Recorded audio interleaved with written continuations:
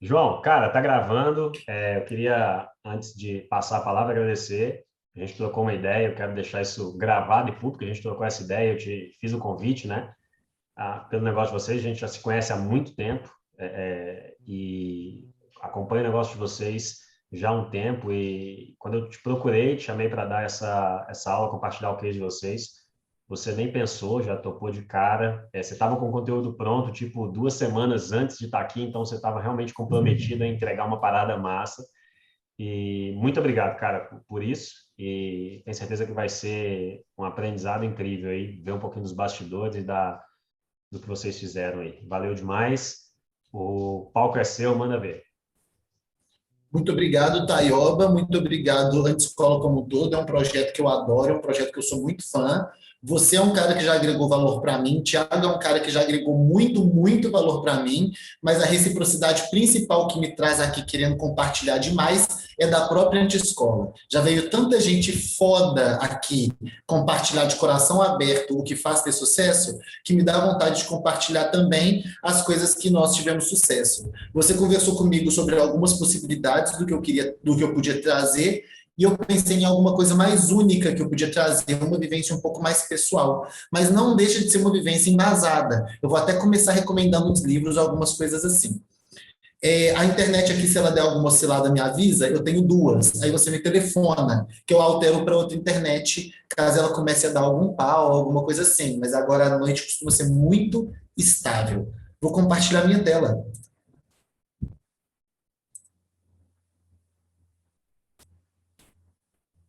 Estão conseguindo ver minha tela? Opa, Sim, maravilha. Opa, mas vocês estão aparecendo na mesma tela, né? Deixa eu mudar aqui, vai ser melhor.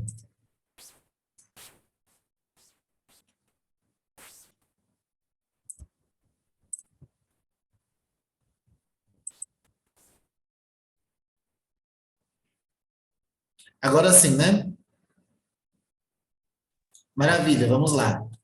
Então, querendo trazer uma coisa que tem bastante a ver com a minha vivência, para não trazer algo que só está na minha cabeça, mas também tem bastante embasamento, para não ser algo que só está na minha vivência, eu construí essa palestra chamada Criando o Seu Próximo Negócio. Como criamos um e-commerce de sucesso com sinergia com a nossa infoprodutora. Então, é um pouco de experiência pessoal, mas vocês vão ver, vai ser bastante legal.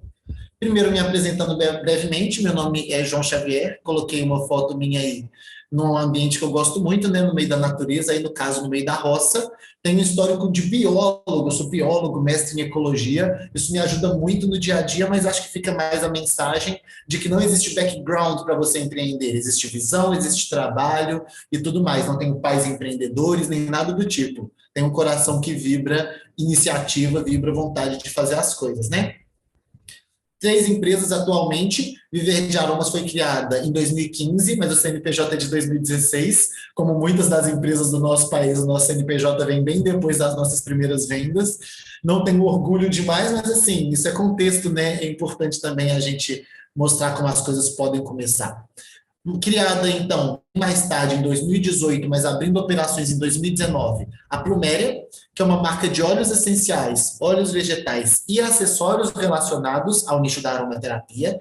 Então, percebam que ambas empresas têm um diálogo, naturalmente, nós vamos conversar bastante sobre isso, e agora, recentemente, criamos a Atma Eco, que já é uma editora que é especializada inicialmente em apostilas, mas nós temos a visão também de livros na área da aromaterapia, colaborando também nesse ecossistema que a gente vai criando, que a gente vai desenvolvendo junto, uma empresa junto da outra. Então, é sobre isso que nós vamos falar.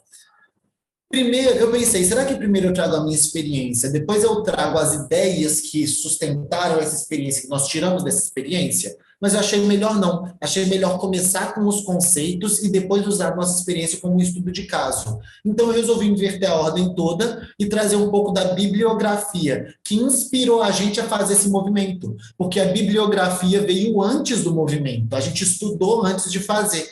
Então, eu queria trazer alguns dos livros que a gente estudou, são livros que eu recomendo muito. O Scaling Up, do Vern desse cara aí, o Good to Great, do Jim Collins. Sério, são livros muito bons, são livros que eu recomendo para qualquer empreendedor que quer crescer mesmo.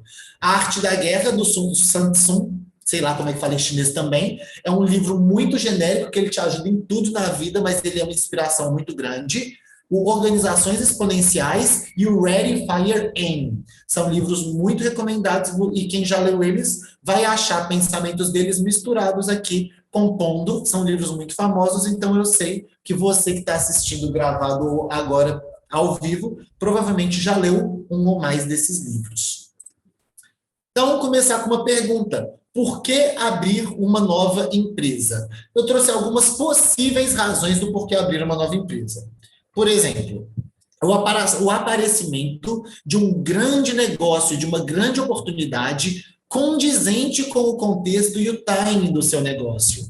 Então, essa frase ela já traz a necessidade de ser condizente com o seu contexto e com o seu timing. Isso é uma razão para abrir uma empresa. Se não for condizente com o contexto e timing, já não é condizente, na minha visão, de um bom momento de abrir uma nova empresa. Uma outra possibilidade, uma outra vantagem, uma outra inspiração para abrir uma nova empresa é o desejo da diluição do risco do empreendedor. Quando você é um empreendedor e se dedica completamente àquela única empresa, você queima todas as suas fontes, vive unicamente trabalhando naquela empresa, você construindo um negócio sólido, você construindo um caixa seguro, você construindo uma série de estratégias, você consegue ter, sim, uma segurança. Você consegue, sim, ter uma estabilidade. Você não precisa ter mais de um negócio necessariamente para ter uma estabilidade. Só que também é inegável que uma empresa está sujeita a vários riscos.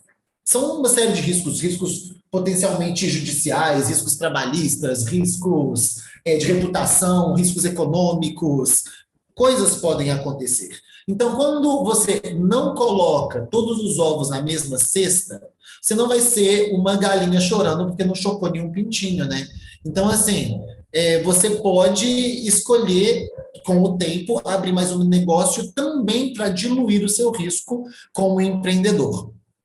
Uma grande inspiração para abrir uma nova empresa é a percepção de nichos sinérgicos, criados por seus próprios negócios. Nichos são lugares dentro de um ecossistema, é uma posição que uma empresa ocupa. Então, nós somos do nicho de aromaterapia. Nós temos uma infoprodutora nesse nicho, então nós vamos criando espaços dentro da aromaterapia que são sinérgicos para o nosso próprio negócio. Isso vocês também vão entender em mais detalhe à medida que eu for explicando, não é um conceito restrito a esse slide. E também a visão e o desejo de uma nova forma de agregar valor à sociedade, porque eu acho que essa é a vibração de um empreendedor.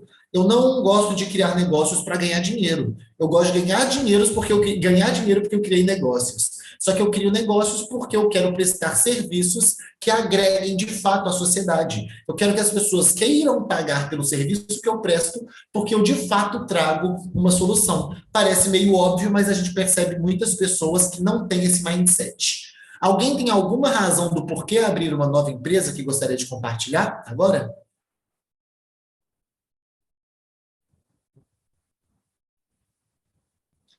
Maravilha. Não vejo nada além do que você colocou, assim, de imediato.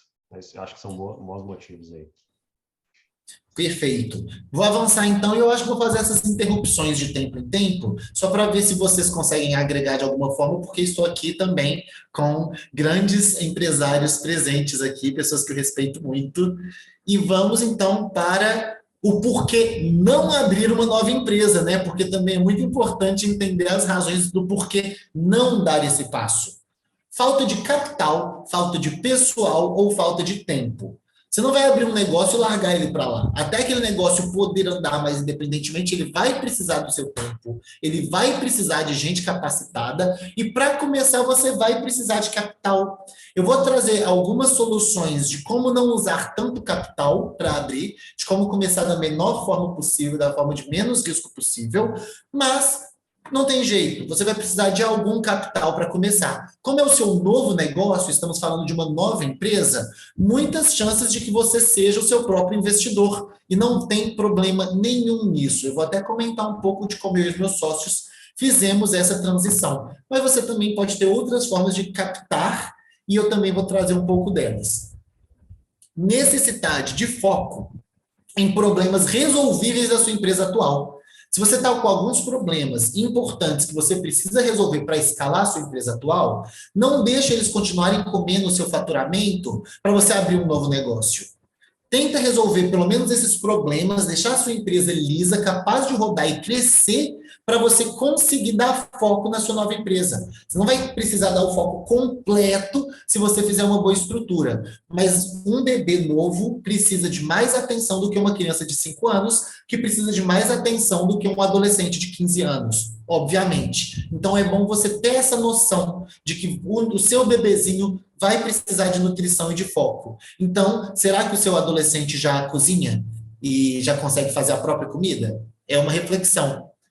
Necessidade de foco em um projeto ou no negócio como um todo. Mesmo que não tenha um problema, muitas vezes um projeto pode precisar da sua dedicação. E eu até vou agradecer aqui ao Samuel Pereira, que em um almoço com ele lá em 2018, eu estava querendo abrir uma série de novos produtos, e aí ele falou para mim, eu já tinha 2 produtos na área da infoprodutora, e ele falou para mim, João, e foi me fazendo perguntas. Você já otimizou isso? Você já extraiu o máximo disso? Você já isso? Então, não tira o foco do seu primeiro negócio para abrir o seu segundo negócio.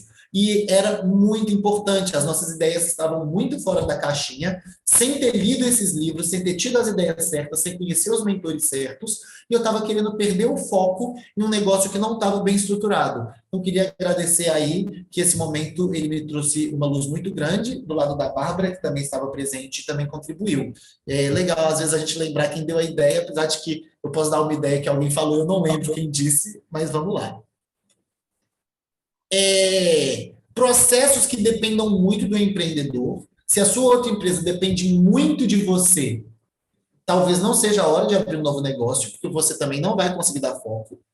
Cálculos não fecharem na planilha, porque é muito importante você fazer as simulações, construir, imaginar esse novo negócio.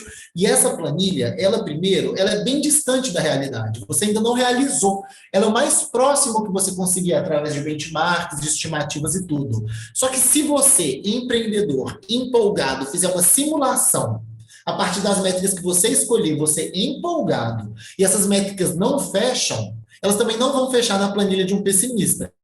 Então, eu acho importante fazer essas simulações e fazer elas fecharem, dar de tudo para elas fecharem. Elas não fecham? Cara, não deu certo. Conversa com outras pessoas, pede outras informações, constrói com outros empreendedores. Não fechou? Espera a hora de fechar. Espera a hora que isso conclui. Porque agora, uma razão para não abrir uma nova empresa é porque você agora é o cara mais gostoso da paróquia. Porque isso acontece o tempo inteiro. Tipo assim, minha primeira empresa está o maior sucesso, sou foda, sou bonito, sou gostoso, tudo que eu fizer vai dar certo. Não, essa é a motivação errada. Porque nessa, você não calcula, você começa com muito ego, começa sem humildade e altas chances de começar um negócio maior do que ele precisa começar, com mais estrutura, apostando demais no sucesso. E eu já cometi esse erro com os meus sócios, mas não foi numa nova empresa, foi em novos produtos que a gente criou no ano passado. Achando que tudo que a gente fazia podia dar certo, colocamos muito investimento em uma coisa que não tinha sido validada. Coisa que muita gente que já ensinou coisa para a gente ia ter brigado com a gente por fazer isso. Mas é isso aí, às vezes a gente precisa apanhar para aprender. Alguma coisa que vocês não concordam, algo que querem acrescentar, ou uma nova razão para não abrir uma nova empresa? O famoso Garfield, né? Sim, os Garfields. Eu vou até comentar sobre eles daqui a pouco, Thiago. Manda lá, Rafa. Não, primeiro, obrigado aí. Eu acho que está super completo. Mas tem, eu diria, uma razão simples aqui, até óbvia, que é simplesmente porque você não quer. Acho que assim, é igual filho, você até mencionou. Eu tenho um, estou dando um exemplo no meu caso, sabe? Por que você não quer o segundo? Porque simplesmente você não quer. Acho que a empresa é a mesma coisa. Acho que esse objetivo também existe, porque eu não quero.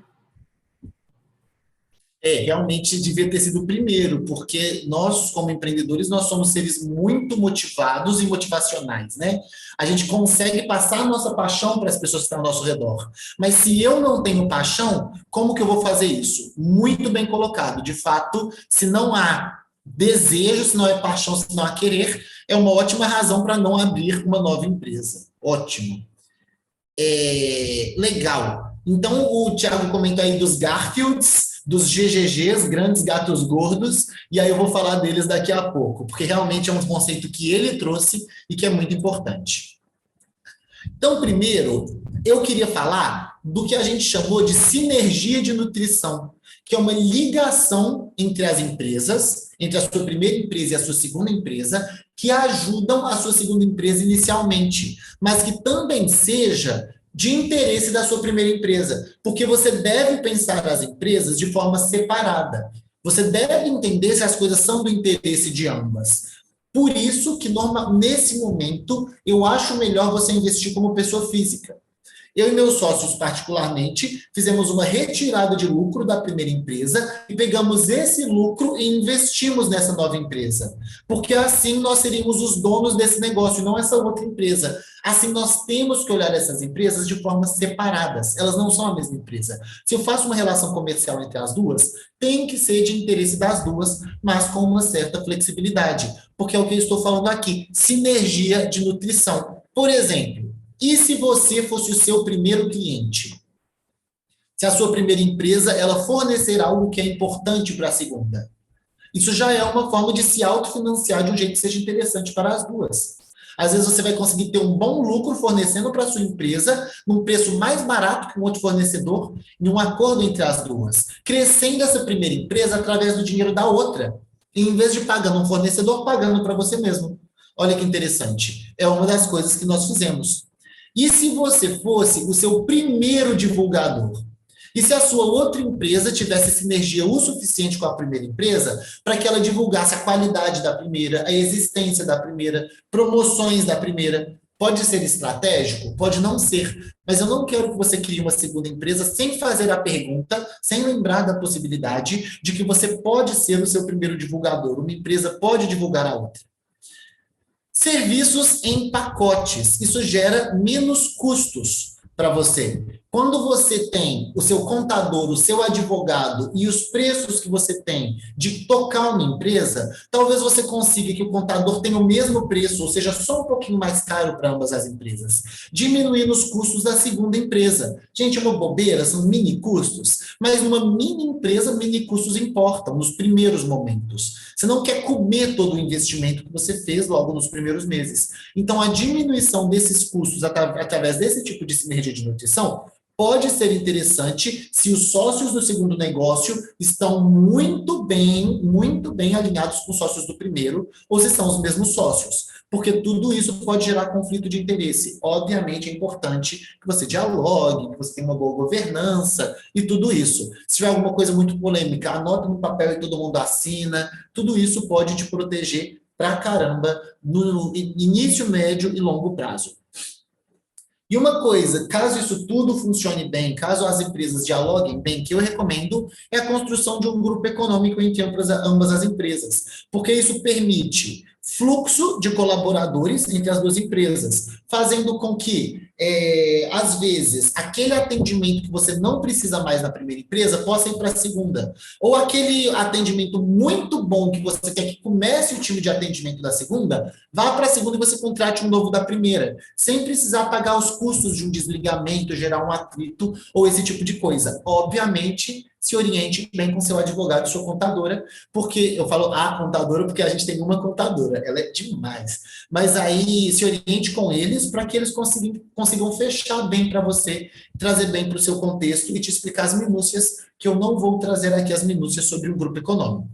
Lembrando, nesse grupo econômico e nessas outras coisas, cuidado com o conflito de interesses entre sócios e empresas e cuidado com os GGGs, grandes gatos gordos. Até coloquei aqui do Thiago Guedes, porque eu não referenciei ele entre os livros, mas ele foi aí nosso consultor, nosso conselheiro independente, nosso...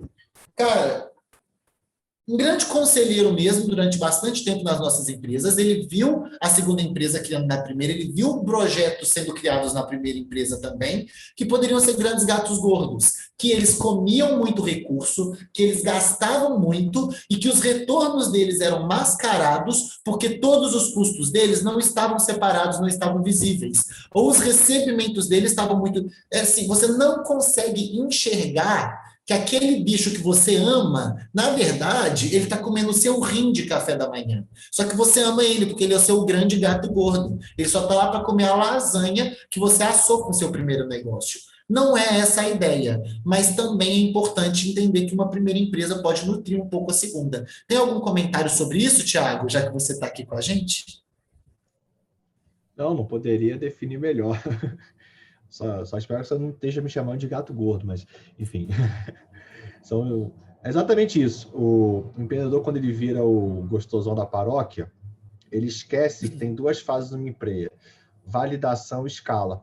E aí, como ele é foda, tem uma empresa escalada, ele esquece da validação e vai só para a escala. Então, um grande erro, né? Um grande criador do GGGs é esquecer da fase de validação e já tentar escalar algo. Como diz o Taioba, quando você tenta escalar algo que não é bom, você escala o problema, né? Então, já vi. Nossa, essa é ótima também, essa é muito boa. E elas casam muito bem. Perfeito, que bom que consegui trazer o conceito, porque é um conceito que ajuda muito a gente a pensar no dia a dia. E aí eu queria trazer um pouco o contexto de ecossistemas, e é um conceito muito parecido com o conceito da biologia e da ecologia, que é um sistema feito por todas aquelas espécies, todas aquelas populações que estão ali, é a interação entre as diferentes empresas, fornecedores, clientes, todo mundo que está naquele lugar. E aí esses ecossistemas são onde as oportunidades são criadas. Quando você tem 2 empresas no mesmo ecossistema, você pode vender para os seus próprios clientes, só que outros produtos e com outras vozes. Olha que incrível isso. Eu identifico outra necessidade dos clientes com os quais eu já sei dialogar, porque eles estão no mesmo ecossistema. Essa é uma oportunidade muito grande.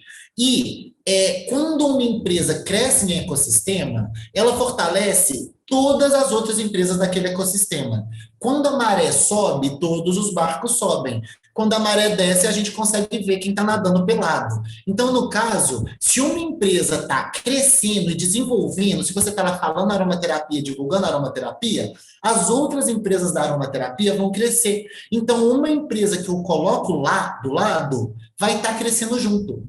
Só que mais do que isso, eu posso fazer um tipo de arbitragem conceitual. Por exemplo, uma infoprodutora pode falar, uma empresa boa de produtos físicos é uma empresa que garante isso e isso, que é justamente o diferencial da sua empresa de produtos físicos, por exemplo. Então, a divulgação dessas 2 empresas descaracteriza outras empresas, fortalece uma outra, sem ser a própria empresa falando de si mesma, ou nem a outra empresa falando dessa, trazendo os conceitos. A gente chama isso de arbitragem conceitual, e a gente às vezes conversa disso nas nossas reuniões de copy, quando a gente vai trazer big ideas de campanhas, esse tipo de coisa. Eu nunca ouvi isso em lugar nenhum. Então, é o tipo de coisa que com certeza não é novo, mas eu estudo muito, então, como eu nunca ouvi isso em lugar nenhum, pode ser alguma coisa interessante para você que está assistindo. Também ações de marketing entre os diferentes negócios. Às vezes, você consegue comprar barato da sua outra empresa e dar de brinde para suas clientes que vão conhecer a marca e comprar daquela outra empresa. Ou as 2 empresas podem fazer uma ação juntas na qual vocês fazem uma grande promoção, que você compra produtos das 2 ao mesmo tempo com desconto. Existem possibilidades de ação de marketing coletivo, as 2 se promovendo. Cuidado, porque isso pode associar demais as 2 marcas, aumentando o risco das 2, fazendo com que elas sejam vistas como uma coisa só, e assim, a reputação de uma caindo, a reputação da outra cai junto, diminuindo a proteção do empreendedor. Pode ser do seu interesse, pode não ser. Só toma cuidado com isso. E uma coisa super legal para você que faz tráfego são os públicos de remarketing. Eu não gosto de compartilhar a lista de e-mail, acho errado. Eu não dou os e-mails de um negócio para o outro, porque aquela pessoa não assinou para receber esses e-mails. Mas em uma newsletter de um negócio, você pode recomendar a newsletter do outro negócio e a pessoa clica e vai para lá. Você pode criar públicos no Facebook que fazem remarketing do tráfego do site daquela empresa para aquela outra empresa. Eu não estou utilizando dado de ninguém, estou respeitando a LGPD, porque eu não estou usando dado nenhum. Eu estou criando público no Facebook, é uma ferramenta que ele permite. Eu estou falando isso porque eu perguntei para o meu advogado, de tão certinho que a gente é. Então, sério, público de remarketing é uma oportunidade muito grande. E até público de remarketing específico, gente. Imagina que na primeira empresa você fez um anúncio em vídeo para criar público, para criar audiência. E nesse anúncio você fica falando muito bem de um suplemento que você recomenda na sua semana da nutrição. Imagina se você pega quem viu 5 minutos desse vídeo, ou 1 minuto desse vídeo, ou 75% desse vídeo, e vende o suplemento que você vende para outra empresa, sem colocar nenhuma relação entre as duas empresas, sem a pessoa perceber a relação. Mas ela viu mais de 1 minuto da propaganda de uma empresa, interessou pelo produto que a outra vende, e ela vai lá e compra. Então, esse tipo de público de remarketing também pode ser muito positivo. Nossa, eu preparei um tampão de slide, achando que eu ia ser super rápido, e eu já vi que eu tenho que ser mais rápido. Ainda tem muita coisa. Então, os primeiros passos. Como começar com menos riscos? Primeiro, encontrando o seu MVP, seu mínimo produto viável. Qual que é a menor forma de eu começar? Para eu não começar com um grande gato gordo e também para eu não começar achando que eu sou o gostosão da paróquia. Entendendo qual que é a menor estrutura que vai me dar as respostas de se aquele produto vai ser um sucesso, que vai me dar as respostas se aquela é a estrutura certa, que vai me dar as respostas se aquele nicho é uma verdadeira oportunidade. Veja como eu estou focando nas respostas. Porque eu quero começar sabendo essas respostas mais ainda do que lucrando. Porque elas vão me dizer se é uma oportunidade de verdade. E isso é o mais importante desse começo. Só que eu sou um grande fã de já começar lucrando. Todas as nossas empresas já começaram lucrando. E aí é isso. Começar pequeno. Seus primeiros erros são com menos impacto. Essa é mais uma justificativa pelo MVP. É como está na Arte da Guerra, aquele livro que eu comentei mais cedo. Se você é pequeno, pareça inexistente, seja invisível, porque enquanto isso não tem ninguém te batendo ou querendo concorrer com você, ou percebendo a oportunidade que você está. Você é pequeno, seja invisível. O MVP te ajuda a parecer insignificante, invisível, para ninguém brigar com você. No Arte da Guerra ele também fala da estratégia de parecer enorme, mas não é o caso. Eu coloquei entre parênteses o parecer enorme, só para mostrar que sim, eu li o livro e que eu sei que também existe essa estratégia quando você é muito pequeno. Mas não é disso que eu estou me referindo agora. Também recomendo o MVP para você fazer o mínimo de investimento nesse primeiro início, para começar sem estar cheio de dinheiro, para começar com um negócio que tem que se sustentar, que tem que se virar. Eu gosto disso, eu gosto do desafio, eu acho que ajuda a gente a ter mais fibra nesse segundo negócio, e de preferência construindo uma estrutura já rentável desde o início. Algumas estratégias são sendo o seu primeiro grande cliente, sendo o seu primeiro grande divulgador, e esse tipo de coisa. Pessoal, algum comentário, algo para acrescentar até aí? Alguma pergunta? Animal, manda ver. Legal. Então, vamos lá. Esses foram os contextos que nós estudamos e que nos nortearam para fazer essa transição e criar a Pluméria. Então, agora, depois de trazer esses conceitos, eu vou trazer a nossa vivência, uma coisa bem antiliga mesmo. Vou falar as coisas que a gente viveu. É lógico que eu vou trazer algum conceito ou outro, alguma recomendação, aí você ignora elas. Não, estou brincando. As coisas estão relativamente bem embasadas, mas quando eu trago a vivência, você entende que também eu descartei os conhecimentos que, para o nosso caso, não foram úteis. Talvez a sua vivência seja diferente, talvez o que a gente viveu não vá funcionar para você, então eu confio no seu senso crítico de entender o que é bom, o que presta, do que não presta para o seu caso. Então, estudo de caso, Pluméria. Conheça como demos o passo para o nosso segundo negócio de forma sinérgica com o primeiro. Então, primeira coisa que aconteceu foi a demanda de óleos essenciais pela Viver de Aromas. Nossa primeira empresa, nossa infoprodutora, vende cursos na área da aromaterapia. E aí aparece uma objeção na compra dos nossos cursos. Pô, eu vou comprar o curso e ainda preciso comprar os óleos essenciais? Aí lá no final de 2017, só que mais forte no início de 2018, a gente pensou, por que a gente não adiciona combos de óleos essenciais como bônus para os nossos cursos, quebrando essa objeção e gerando escassez? Funcionou muito bem, melhorou nossa taxa de conversão imediatamente. O que a gente fez? Nós criamos 2 bônus. Um bônus de ação rápida, só para as X primeiras, que é um combo de 10 óleos essenciais. Até hoje, a gente, de tempos em tempos, faz essa estratégia. A gente não faz em todo lançamento, depende da metodologia de lançamento. E o bônus de aceleração, que é o combo de 5 óleos essenciais, que é aquele que está sujeito à disponibilidade, mas nunca acaba. Que aí a pessoa vem e fala, Poxa, eu tô querendo inscrever, mas eu não sei, nananã. Aí você vira, pô, aproveita que a gente ainda tem combos de 5 óleos essenciais. Aí a pessoa, pô, eles ainda têm. Se eu demorar muito e ficar pensando, eu vou perder. Você está acelerando aquela pessoa que ia estar lá pensando, pensando, pensando. É bom a escassez ser verdade para você não falar mentira. Mas aí você coloca a meta para a escassez desses óleos bem na frente, para você poder usar ele como um bônus de aceleração. Fica a dica aí de marketing, hashtag fica a dica. Mas assim, uma dica batidaça, né? Mas assim, se você não conhecia ela, manda ver. Então, essa foi a primeira necessidade. E aí, a partir dessa necessidade, o que nós fizemos? Parceria com marcas de aromaterapia. E aí a gente foi entendendo a oportunidade, associando com produtos que não eram nossos inicialmente. Isso foi um pouco estudo, porque a gente já tinha a mentalidade de criar a nossa própria marca de aromaterapia. Antes de criar a nossa primeira empresa, os 2 outros sócios, fora eu, tinham vontade de ter uma marca de aromaterapia. É um sonho anterior, mas não era uma oportunidade tão boa e não estava tão na ordem dos nossos planos. Mas, mesmo assim, a gente quis começar com uma parceria antes de começar com uma marca.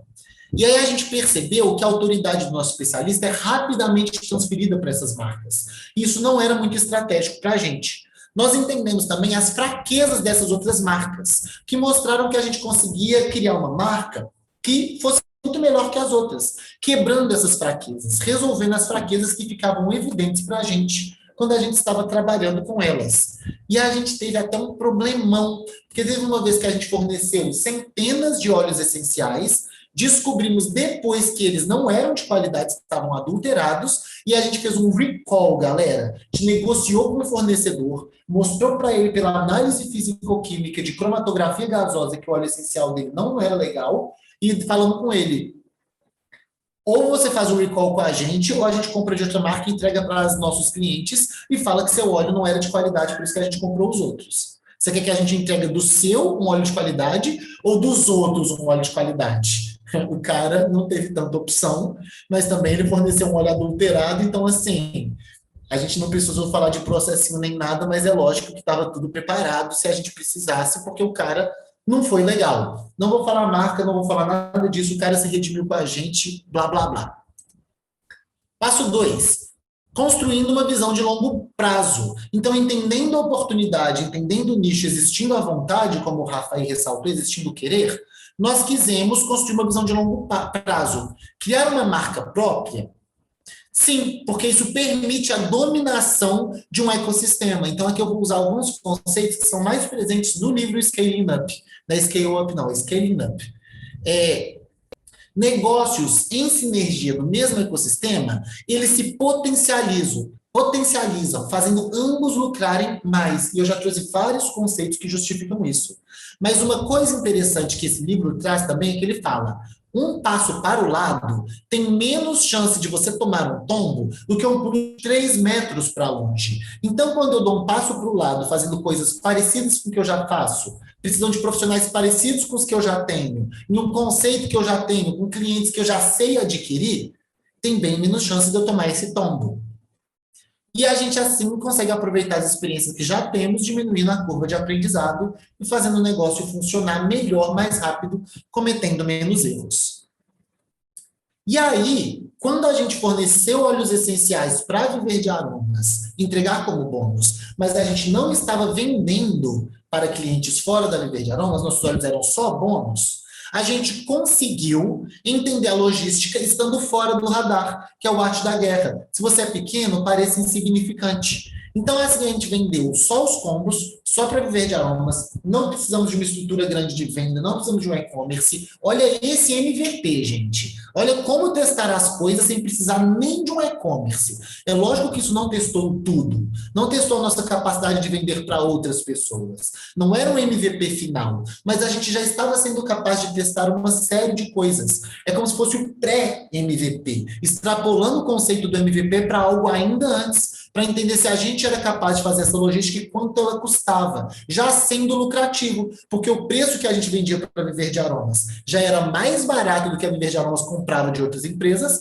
sendo uma relação vantajosa para Viver de Aromas, mas já dava lucro para a Pluméria, casamento perfeito. E eu acho que não é tão difícil, não é tão raro você conseguir esse tipo de coisa no seu ecossistema e com as suas empresas.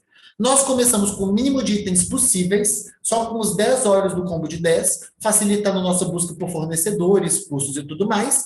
Já desenvolvemos nossas habilidades de logística e de expedição e cometemos nossos erros enquanto a gente ainda não tinha tanta gente para criticar a gente, somente grandes fãs da nossa infoprodutora, que eram mais toleráveis a esses primeiros erros.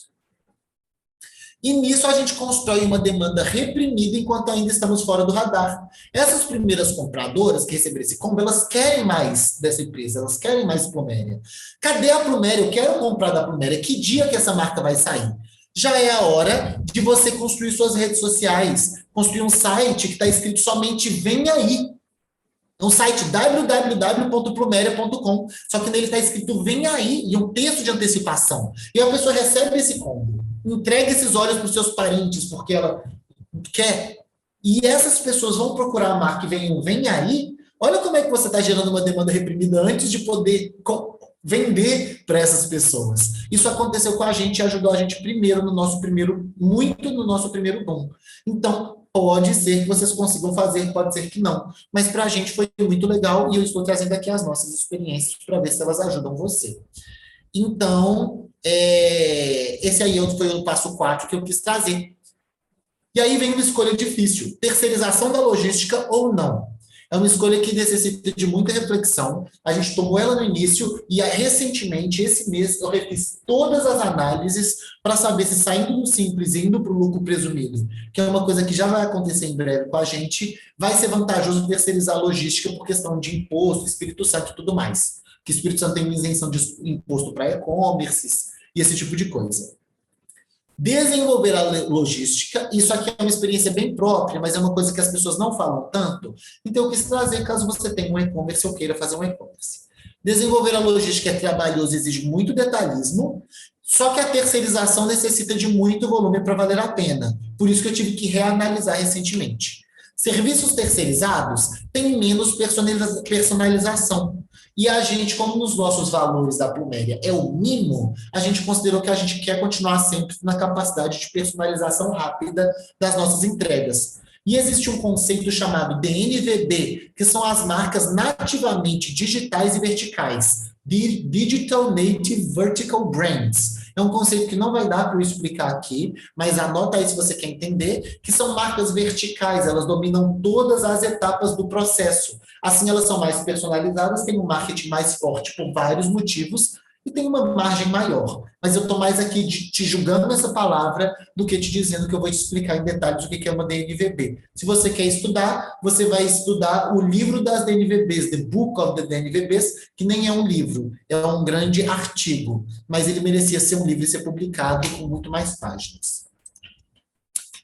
Então, passo 5. Preparação para o lançamento. Estou fazendo menos pausas por causa do tempo, mas ao final eu abro para perguntas ou comentários. Como que a gente se preparou pelo lançamento? Primeiro, aproveitando a demanda reprimida que a existência da marca antes do lançamento já surgiu.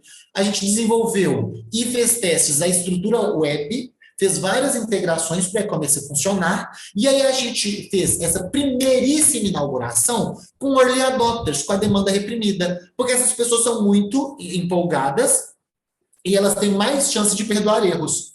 E aí vem um livro que eu esqueci de mencionar no início, que ele chama Crossing the Chasm. Não lembro como é que ele chama em português, não lembro o autor, mas é ele que traz muito bem os conceitos de cada etapa de adoção do seu produto no mercado. É um livro que eu super recomendo também e que é super legal de ler. Muito gostoso de eu ouvir ele em audiobook também, em inglês ele é ditado pelo próprio autor. E a copy de lançamento foi focada em antecipação. Mas esse é um grande talento dos nossos lançamentos e tudo mais, então não sei se vai fazer sentido para você.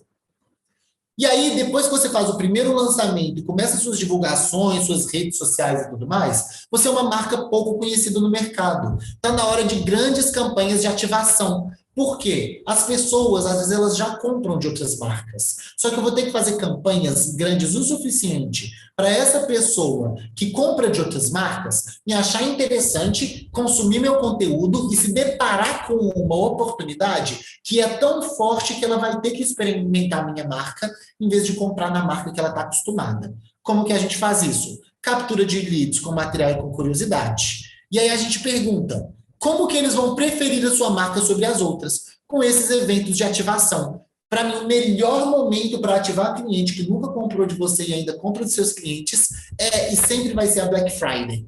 Por quê? Quem está há mais tempo no mercado dificilmente consegue abaixar margem o suficiente para fazer uma Black Friday muito bombástica. E você que está pequeno, está com seu imposto simples lá embaixo, está bonitinho, está redondo, está com uma outra marca já de cliente te ajudando e tudo mais, você consegue fazer descontos grandes, fazendo com que mesmo as pessoas fiéis a outras marcas e que têm medo do novo, venham e experimentem da sua marca. E aí, nesse caso, você precisa garantir que você vai conseguir fazer uma ótima entrega. E a nossa primeira Black Week, ela foi tão bombante que a gente teve um monte de problema na nossa expedição.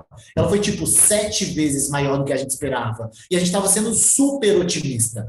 Mas por quê? Porque ninguém comprava da gente ainda direito, era todo mundo conservador. Mas com um evento de ativação muito forte, até quem é conservador quer dar uma chance. Então fica aí o conceito de eventos de ativação. Como se eu tivesse trazido poucos conceitos, eu trouxe mais um hoje para vocês. Segura essa. Passo 7. Estabelecendo uma estrutura de vendas diárias. Não são só eventos de ativação que vão te ajudar. Você também precisa, com o tempo, estabelecer uma estrutura de vendas diárias em negócios como a Pluméria. Não necessariamente no seu novo negócio. Você pode ter começado com produtos físicos e ido para uma empresa de infoprodutos baseada em lançamento que não vende diariamente. Mas aí o problema é seu. Agora é um estudo de caso que nós estamos fazendo sobre o surgimento da Pluméria. Então, eu estou contando aqui o que nós fizemos. Só para você também fazer do seu jeito, entender a sua situação e o seu contexto, e não seguir isso aqui que é só um estudo de caso. O que a gente fez, o que eu recomendo que vocês façam num e-commerce, porque para a gente funciona muito bem, e eu aprendi na Anti-Escola, tendo mentoria com nomes do e-commerce que estão na Anti-Escola. Um funil perpétuo, é óbvio, só que você vai encontrar especificidades no mundo do e-commerce. Como? Topo, meio e fundo de funil. O topo, ele traz curiosidade e a gente otimiza no Facebook ou em outros canais de tráfego. Para visualização da página, algo que seja interessante que a pessoa clica. O meio de funil, eu quero fortalecer a marca e fazer com que a pessoa tenha contatos múltiplos com a minha marca, incentivando interações. E o fundo de funil é a venda com combos baseados em dor e bônus ou descontos. Então, eu estou pegando da demanda reprimida até o evento de ativação de uma forma perpétua, porque a pessoa do topo de funil é o público do meio de funil, que é o público do fundo de funil. Você também pode fazer de 2 níveis, juntando o topo e o meio e colocando só o fundo. E eu esqueci de colocar no topo de funil os anúncios utilizados para lead, que a gente utiliza demais como topo de funil e a gente vende muito bem para e-mail marketing, é o nosso principal canal de aquisição. Mas esse, como eu disse, é o nosso estudo de caso.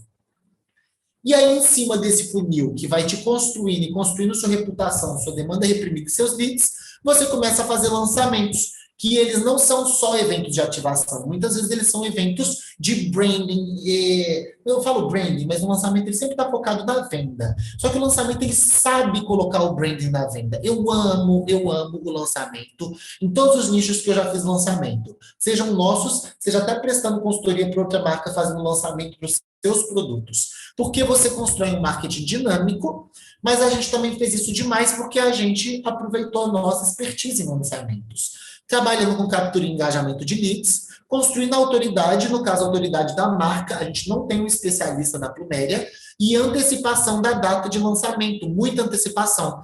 Abertura grande e chamativa, com escassez, data para terminar, prêmio para as primeiras, e tudo isso da estrutura de lançamentos, que faz sentido para a gente, talvez não faça para você. Nós fazemos isso, e isso dá principalmente sucesso para combos de óleos essenciais baseados em dor ou baseados em períodos como os óleos essenciais do inverno. Esse tipo de coisa funciona muito bem para a gente. Discussão eterna que a gente tem aqui dentro e que a gente tem com outras empresas. Relação entre infoprodutor e e-commerce. Qual que é o posicionamento e posicionamento e posicionamento? É isso que você tem que conversar nessa hora. Será que eu vou fazer o meu infoprodutor ser o dono do meu e-commerce? Recomendar esses produtos falando que são os produtos dele e que ele criou porque só ele vai recomendar? Ou será que eu vou fazer essa estrutura de uma forma mais discreta, mais por baixo dos panos? Posicionamento e posicionamento e posicionamento que você quiser.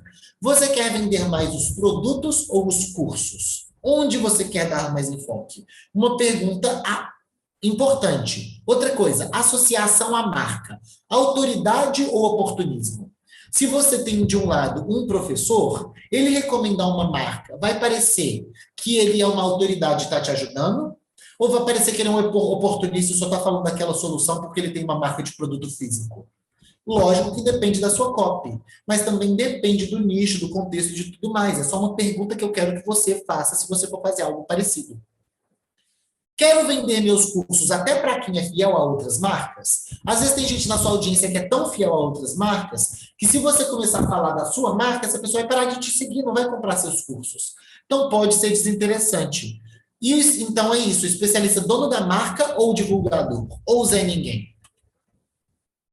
Então, quero uma marca que depende de um especialista? Continuando as perguntas. Quero uma marca que vende só se o especialista recomenda? Ou quero uma empresa que prospera mesmo se a outra der bizil e der problema? E o especialista tiver algum problema e tiver um burnout? Querendo ou não, empresa baseada em especialista é complicada, sabe?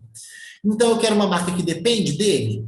Então, se eu quero separar o risco das duas empresas para não prejudicar ambas, que é o que eu falei na divulgação, se eu quero minimizar os riscos, é bom que eu faça elas não se vinculando tanto. E até onde a sua marca consegue crescer baseada no seu especialista ou em especialistas. Respondendo essas perguntas, nossas marcas não são vinculadas uma à outra de forma umbilical.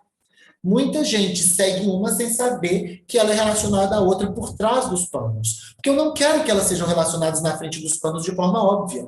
Não é bom para o nosso posicionamento e posicionamento e posicionamento. E para a gente prefere que as pessoas queiram comprar de ambas as marcas porque elas são realmente boas. Mesmo que no marketing de uma e na outra, a gente solte pistas que indiquem para a outra por que aquela é boa. Ou que a gente construa públicos que vão ajudar essa outra marca a vender. São coisas mais sutis, menos explícitas, mas essa é a nossa escolha. Eu conheço grandes marcas de grandes sucessos que fizeram a escolha oposta com muito sucesso. Então, nesse caso, eu trouxe as perguntas que nós fizemos e a resposta que nós demos. Recomendo que você faça as mesmas perguntas, não necessariamente você vai chegar na mesma resposta.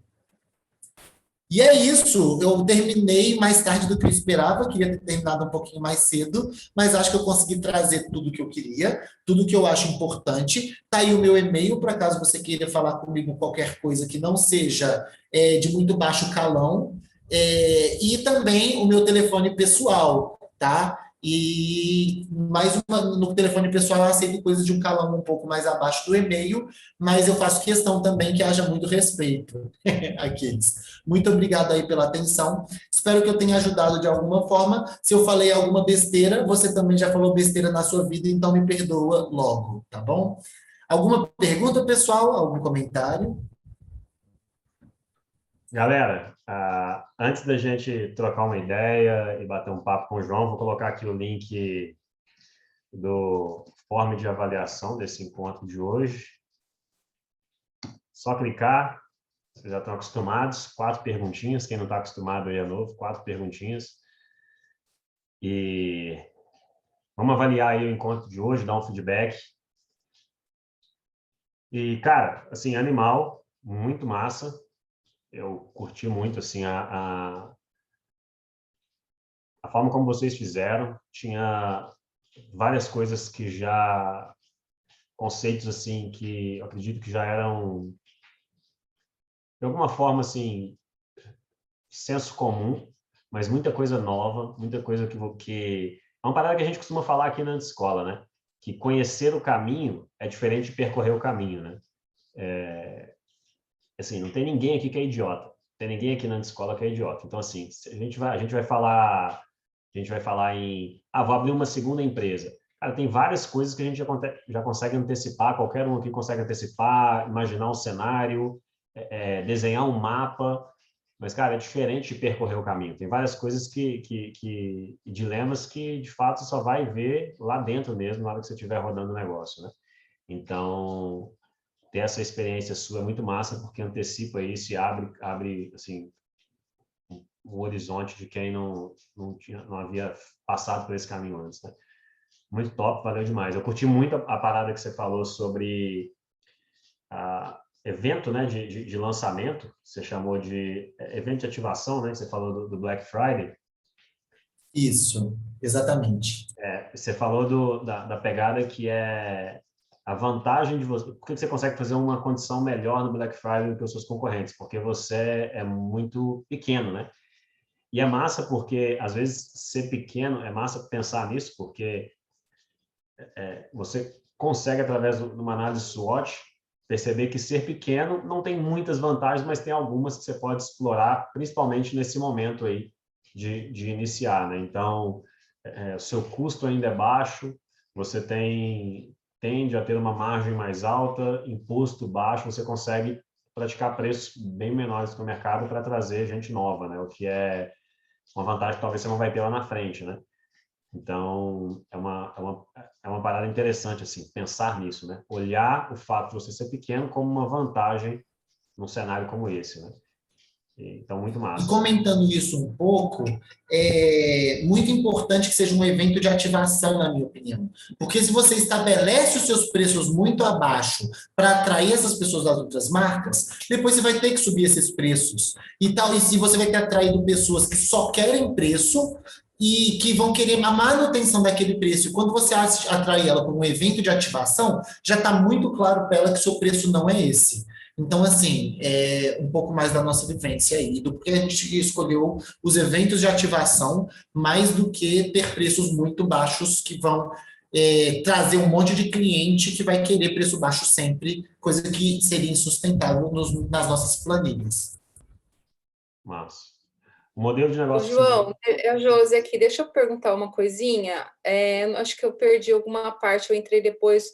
Vocês utilizam uma base de dados de uma empresa para vender na outra ou não? Não, a gente não utiliza. A gente não manda e-mail, por exemplo, de uma empresa vendendo na outra. Se a gente fizesse isso, seria como afiliado. Ei, Josi, nem te dei oi, né? Agora ainda que tô Não, te eu vendo. estava com o negócio desligado, com o Não, negócio tranquilo. fechado. Olha, eu não gosto, eu gosto de ser o mais ético possível. E para mim compartilhar a base de e-mail uma com a outra, tipo assim, eu dar os meus e-mails para uma outra empresa, mesmo que ela seja minha, é spam. Para mim isso é spam. E se vocês não concordam comigo, é o que eu acho, a gente pode conversar, talvez eu seja convencido do contrário. Então, o que você pode fazer é, naquela base de e-mail, recomendar aquela empresa, mas dentro do seu conteúdo, e não dar essa base de dados. Então, isso é vender para a sua base. Então, respondendo a sua pergunta, é possível, pode ser do seu interesse. A gente não faz isso com link de venda ou algo do tipo. Mas uma coisa que a gente faz bastante é utilizar público de remarketing entre uma empresa e outra. Porque isso eu não estou usando dado de uma empresa, eu nem sei o nome de quem que o Facebook está escolhendo, eu não sei nem o e-mail. Nosso advogado disse que isso é tranquilo na LGPD e a gente conferiu e faz sentido, porque você não sabe para quem que é. Porque senão o Facebook não seria possível na LGPD ou esse tipo de coisa. Eu comentei um pouco mais sobre isso sim, Josi. Às vezes ver o início da palestra quando ela sair gravada vai ser legal, que aí eu vou falar em mais detalhes. Tá bom. É porque eu vou passar por isso agora. Uma mesma base, vou começar a usar para um outro tipo de serviço que a gente vai oferecer, né, de entretenimento. Então, a gente está passando por isso. A gente vai fazer o remarketing e tal, mas também vai ter utilização da base, por quê? Porque são negócios que a gente não consegue comprar tráfego com muito punch, assim, sabe? É bem restrito, a gente sempre tem bloco e tal. Então, o e-mail é o nosso canal principal para fazer venda. Então, e o WhatsApp, né? Agora. Tá bom. Entendi. Manda ver. Se a gente fosse fazer isso da nossa forma, ia ser naquela base, com a voz daquela base, da voz de quem capturou aquela base, recomendar a outra marca, colocando um link marcando para a gente entender quem veio dessa recomendação. Uma coisa que a gente não faria é entregar a base de uma empresa para outra fazer e-mail marketing. Mas assim, quem sou eu para julgar o contexto de cada um e o que cada um pensa? Isso é bem o que a gente faz e o jeito da gente, assim, sabe? Respondendo Mas a a sua lei geral pergunta da também minha não deixa perspectiva. fazer isso. A lei geral também É, nos e-mails não vai deixar fazer o e-mail é direto, né? verdade. Talvez é construir conteúdo mesmo. Tá bom. Show. João, eu não, se você falou isso, eu acho que talvez eu tenha comido mosca, né? Não sei se é uma expressão que todo mundo conhece, comer mosca aí, mas aqui em Belo Horizonte, pelo menos eu acho que é popular, mas enfim. Vocês trabalham com recorrência na Pluméria? Na e-commerce? Assinatura e etc? Não, a gente ainda não trabalha com recorrência no nosso e-commerce. A gente tem algumas visões de como trabalhar a recorrência, mas a gente não implementou elas ainda. Tivemos o foco em várias outras estratégias de marketing que não essa. Nós pensamos em recorrência de caixa temática, em recorrência dos óleos que você sempre usa e esse tipo de coisa. Só que os óleos essenciais têm várias vantagens, como eles são muito pequenos, o correio custa baixo, o estoque é minúsculo, esse tipo de coisa, mas muitas desvantagens, como, por exemplo, por menor que seja o volume, uma gota de óleo essencial é tão potente, tão forte, que você não consegue usar 3 gotas, não consegue usar 5 gotas, então qualquer vidrinho pequeno dura muito. Então, é o tipo de coisa que a gente está pensando em estruturas para fazer. A gente ainda não faz. Mas a gente tem algumas estruturas de fidelização que são, por exemplo, quando a Viver de Aromas entrega de bônus nos seus cursos os combos de óleos essenciais, a Pluméria envia de cortesia dela um desconto de 20% na próxima compra. Então, assim, uma pessoa que recebeu meus óleos de brinde pode ter 20% da próxima compra na Pluméria, incentivando ela a fazer a segunda compra. Além disso, ela não ganha o combo no endereço dela do nada. Ela ganha da Viver de Aromas um cupom que ela tem que ir lá no site da Pluméria para resgatar. Pô, e como você está resgatando e tem frete grátis, por que você não adiciona outros produtos e aproveita seu frete grátis? Entende? Então, assim, esse tipo de jogadinha vai ajudando a pessoa a se fidelizar ou a comprar mais. Mas a gente ainda não trabalha com recorrência, apesar de eu achar que recorrência é um modelo muito viável, muito legal e que pode fazer muito sentido para a gente mesmo, inclusive, no futuro. João, 15 gotas. 15 gotas. 15 a 20 sou gotas. Desses, Josi, sou desses. Para, também sou começar a reviews. produzir conteúdo falando que eu vou usar difusor. Você tá louco? Nossa, e no difusor de ambiente você coloca muito, fica muito cheiroso, é verdade. Cara, banho de cheiro, bacia com água quente, 30 gotas, meu, pare com isso. Vamos contratar gente para produzir conteúdo para usar em banho de cheiro, isso aí. Vamos lá, galera, vamos usar muito óleo essencial. É isso aí, Josi. Muito bom. Pega o e-mail da Johnny Ju no e evento faz ao um vivo. like, mano, no Facebook. Se você achar outros clientes que usam igual ela, vai ser sucesso. Boa, Josi vai ser no lookalike. Pode pegar, pouco você precisar, tô aí. Pelo menos assim eu contribuo alguma coisa. Eu não fiz nenhuma mentoria, não consegui ajudar ninguém. Quem sabe eu não ajudo agora com um que é like. Ai, meu Deus. A gente vai, o Josi like, né? Boa. Bom, Johnny, do caralho, né? Eu, enfim, acompanhei de perto o nascimento da Pluméria, né? Sei como é que foi, lembro das discussões, a gente falou muito da questão da recorrência e tal. E, cara, o que eu acho mais legal é essa evolução como empreendedor, a maturidade, né? Isso é uma das coisas que eu acho mais legal que eu vejo em vocês. E essa apresentação mostra muito disso para mim, né? Vocês são pessoas que, cara, erram, absorvem com o erro dos outros e, né, e fazem as coisas cada vez melhores e isso é muito legal. E, cara, agora que o negócio, né, já deixou de ser um MVPzinho, como é que você vê aí o futuro das duas empresas, né? Ou seja, uma empresa ajuda a outra, as duas são em paralelos, ou uma empresa vai ser muito maior que a outra e a outra está servindo de escada? Você vê alguma diferença disso? Como é que vocês estão vendo hoje essa relação? Perguntaça, muito boa, muito legal, porque justamente é uma coisa que mudou muito e para o caminho que a gente queria. Eu adoro fazer análise estatística. Meu sobrenome tinha que ser PROCV, que é a minha fórmula preferida do Excel. Então, assim, uma análise que a gente faz desde o início é quantos % dos clientes da Pluméria estavam na base da Viver de Aromas antes, para entender qual que é a capacidade da Pluméria de crescimento sozinha.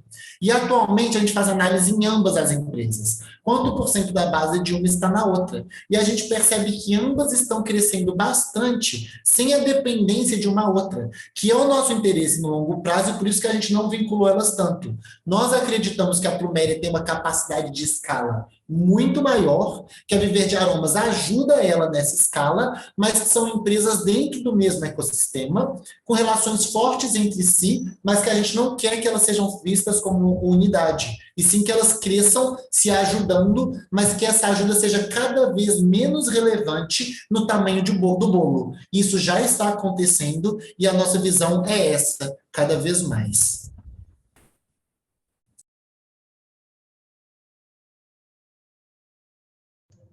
Show demais. Cara, na Lúcio, prática, Rafa. na prática vocês têm, são duas estruturas completamente separadas, time e etc. São 2 andares separados no mesmo escritório, fica todo mundo junto, o cara de tráfego do infoproduto, ele também faz tráfego para o e-commerce. Como que fica a estrutura desses dois negócios aí? Nós temos muito overlap de colaboradores, por isso que eu acho importante ser um grupo econômico. Tem certos colaboradores que, se você tiver ele na sua empresa, ele é mais do que você precisa. Então, quando você junta as duas, você tem demanda para ter ele, tipo um bom desenvolvedor. Nem o e-commerce, dependendo da sua estrutura, vai precisar de um bom desenvolvedor, mas ele vai precisar.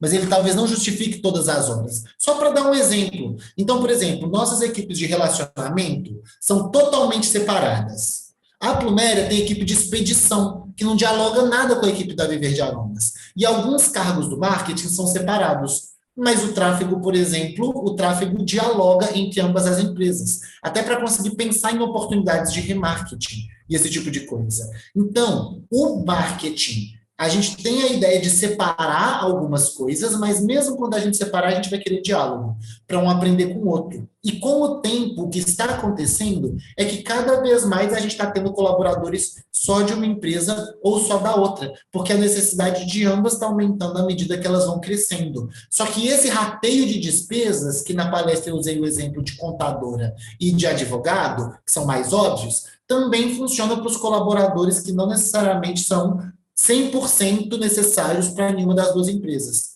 Então, a gente ainda tem uma grande quantidade de colaboradores que são compartilhados, e isso é perfeitamente legal se as empresas compõem um grupo econômico. Converse com a sua contabilidade. Show. Isso é advogado. Show. Ó, minha última pergunta, prometo, é o seguinte, cara.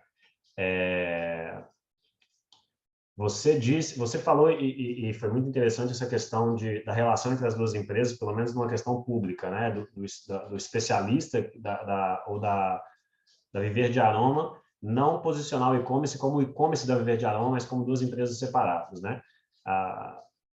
De forma, como que se alguém pergunta, por exemplo, vocês tentam esconder essa informação ou vocês simplesmente não deixam ela descarada?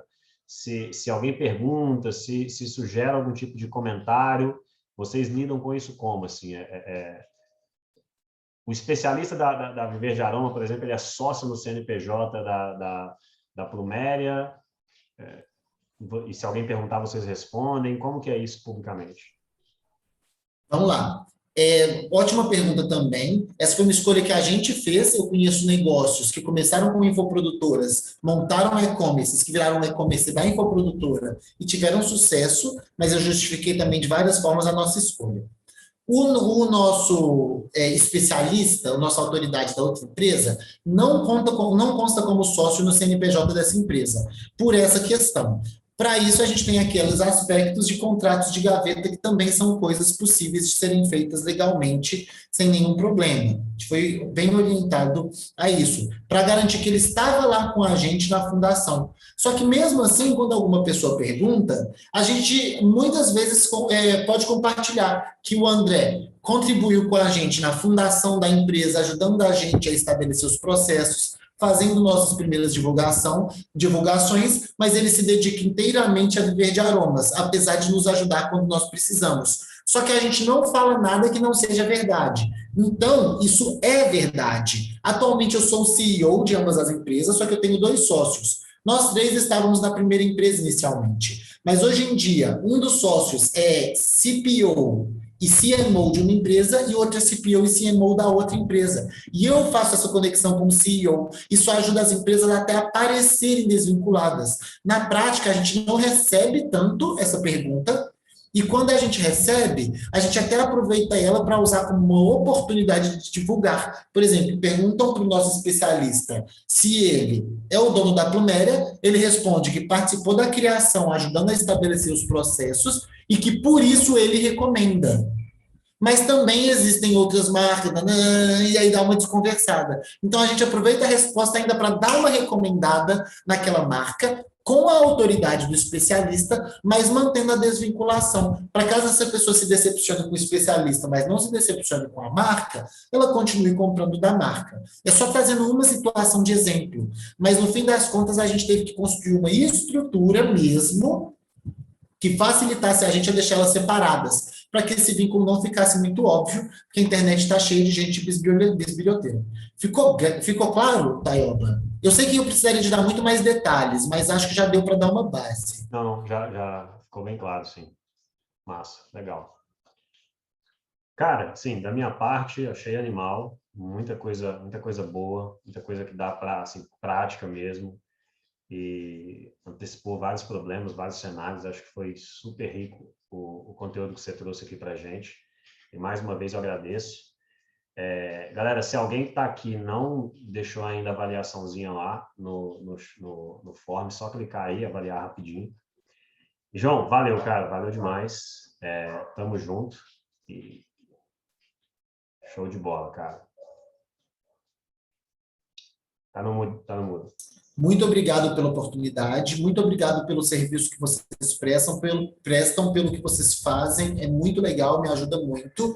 E eu não tinha uma visão clara de como eu poderia ajudar ninguém na anti-escola, e você ajudou, Tayoba, a achar uma forma que eu poderia trazer que seria única, que não seria redundante, que teria elementos, como você disse, que são claros e tudo mais, mas que até comuns ao nosso ambiente, mas que, à luz das minhas experiências, conseguem se tornar algo agregador.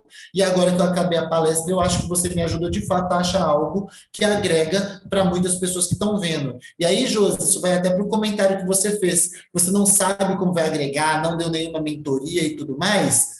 Muitas vezes a gente precisa de alguém mostrar o que a gente tem que é diferente, o que a gente tem que brilha. Então, é um dos agradecimentos que eu queria fazer para a Tayoba, fazer para Thiago, e fazer também para os membros da minha anti-liga, que ajudam a gente a ter um olhar de fora. Às vezes a gente se vê como muito normal, fazendo mais do mesmo, e precisa de um olhar de fora, uma pessoa que não é a gente, para falar, cara, isso é foda, cara, você devia falar isso para todo mundo. Para a gente falar, pô, talvez eu devia falar isso para ajudar as outras pessoas. Eu sou tão ajudado, eu quero ajudar também. Se eu puder ajudar algo, eu sei que isso é muito clichê, mas se eu puder ajudar apenas uma pessoa que estiver assistindo, tô brincando assim, mas se eu tiver ajudado algum de vocês que está assistindo agora ou que está assistindo gravado, isso é o mínimo que eu faço para retribuir todos os empreendedores e empresários que me ajudam, tipo assim, diariamente, através do compartilhamento dos seus trabalhos, que é o contrário da mesquinharia, que para mim é o fim de querer guardar tudo de bom só para você. Não, se você é bom, você pode compartilhar, isso não vai tirar nenhum mérito seu.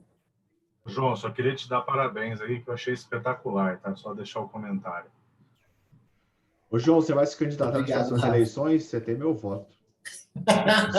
Isso aí. Meu também. Eba, demorou. Não sei para que eu vou me candidatar, não, mas estou dentro aqueles. Não, estou muito bem. CEO já me dá trabalho o suficiente, com certeza. Mas político não precisa trabalhar, não. É só se candidatar e fazer um gabinete lá. Você me bota como assessor seu também. Ai, não seria capaz, acho que eu não seria capaz. Mas eu ouvi falar que tem andado assim mesmo, na maioria dos casos. Cara, valeu demais, valeu demais. Abração para vocês. E assim, só para deixar claro, eu tenho certeza que você teria várias coisas para compartilhar, não só essa, tanto você quanto a Josi. Vocês têm muita experiência para compartilhar e ajudar muita gente. Então, é um prazer ter vocês aqui com a gente na escola. Mas valeu demais, tamo junto. Até os nossos próximos encontros, colaboratório, tudo que está rolando aí. A gente vai se falando. Tchau, tchau, galera. Valeu, pessoal. Muito obrigado. Tchau.